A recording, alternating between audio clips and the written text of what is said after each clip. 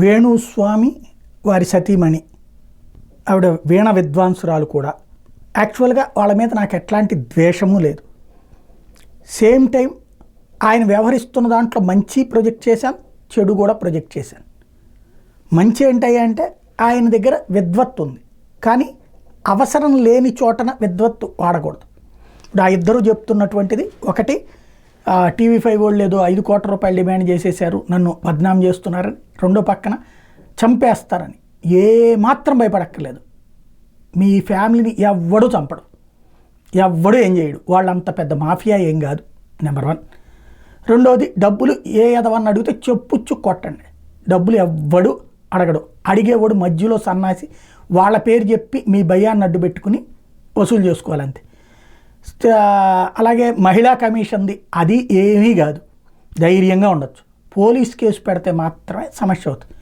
బేసిక్గా ఒకటే, ఇప్పటికైనా ఆలోచించుకోవాల్సింది, ఇద్దరు చదువుకున్నోళ్ళే, అలాగే ఎవరి వృత్తుల్లో వాళ్ళకి అనుభవం ఉన్నటువంటి వాళ్ళే, మంచి గౌరవం పొందేటటువంటి వాళ్ళే. ఆ గౌరవం పోవడానికి కారణమైనటువంటిది అయితే అనవసర వ్యవహారాల్లో జోక్యం. వేణుస్వామి గారి జాతకాలు చెప్పుకుంటే తప్పులేదు, ఆయన దగ్గరకు వచ్చిన వాళ్ళకి జాతకాలు చెప్పడంలో తప్పులేదు, లేదా గ్రహస్థితులు ఇట్లాంటి వాటి గురించి చెప్పడంలో తప్పులేదు.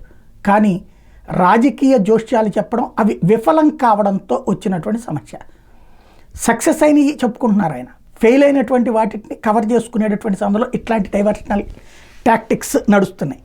బేసిక్గా వీళ్ళని హత్య చేసి ఏం చేసుకోవాలా అవతలోళ్ళు?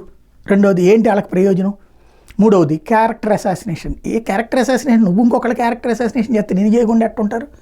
జాతకం పేరుతో అసాసినేషన్ చేస్తున్నావు. ఏదన్నా అవతలోడు తప్పు చేస్తే, for example Naga Chaitanya so మంచోడు కాదండి, అమ్మాయితో ఇట్లా ఉందండి, లేకపోతే ఇంకోటి ఉందంటే దానికి ఒక అర్థం ఉంది.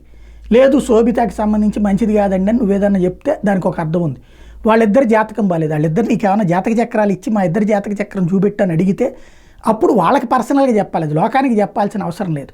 అట్లాగే ఏ జాతకం చెప్పేటటువంటి వాళ్ళైనా సరే కష్టమో నష్టమో తప్పో ఇబ్బందో ఉన్నప్పుడు దాన్ని మొహాన కొట్టినట్టు కాకుండా కన్విన్సింగ్గా మీకు కొన్ని సమస్యలు రాబోతున్నాయి, దానికి పరిష్కారం ఇదిగోండి మాట్లాడి వాళ్ళకి సజెస్ట్ చేస్తారు తప్పించి నువ్వు ఇట్టనాశనం అయిపోతావు అట్టనాశనం అయిపోతావు అని చెప్పరు. వాటి వలన ఎదురైనటువంటి అంశాన్ని మీడియా ఖచ్చితంగా చర్చిస్తుంది. ఆ చర్చ డైవర్షన్ కోసం ఈ గేమ్ నడిపితే ఓకే, డైవర్షన్ అయిపోయింది కాబట్టి ఇక్కడితో ఉండండి, కానీ ప్రాణాలు తీసేంత ఇది అవసరం లేదు. ఇంకోటి ఆత్మహత్య చేసుకోవాల్సినంత సీన్ ఏం లేదు. కాకపోతే ఇప్పటికైనా సరే అడిగిన వాళ్ళకి జోస్యం చెప్పండి, అడగని వాళ్ళని సంగతి వదిలేసేయండి.